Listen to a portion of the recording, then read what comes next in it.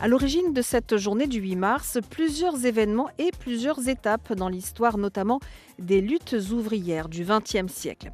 Aux États-Unis, à partir de 1909, sous l'impulsion de femmes socialistes, on instaure une journée nationale des femmes le dernier dimanche de février pour célébrer l'égalité des droits civiques.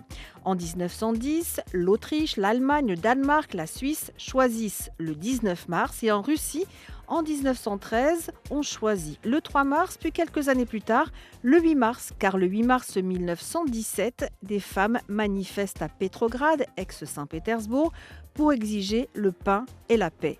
Une manifestation qui marquera d'ailleurs le début de la révolution russe. Et c'est en 1977 que les Nations Unies officialisent la Journée internationale des femmes. Alors ce n'est pas le jour où on offre des fleurs aux femmes, un bijou, du chocolat. On ne célèbre pas les femmes le 8 mars. Non, le 8 mars, c'est la journée internationale des droits des femmes. Et c'est une date importante car c'est l'occasion de faire un point, un bilan annuel de tout le travail accompli vers l'égalité entre les femmes et les hommes, le chemin parcouru vers cet objectif et celui qui reste à parcourir pour l'atteindre.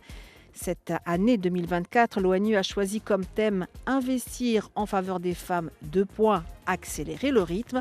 Et selon ses propres termes, le programme d'action de l'Organisation des Nations Unies projette un monde où chaque femme et chaque fille peut exercer ses libertés et ses choix et connaître et comprendre tous ses droits, notamment le droit de vivre sans violence, le droit à l'éducation, le droit de participer à la prise de décision et le droit de recevoir un salaire égal pour un travail égal.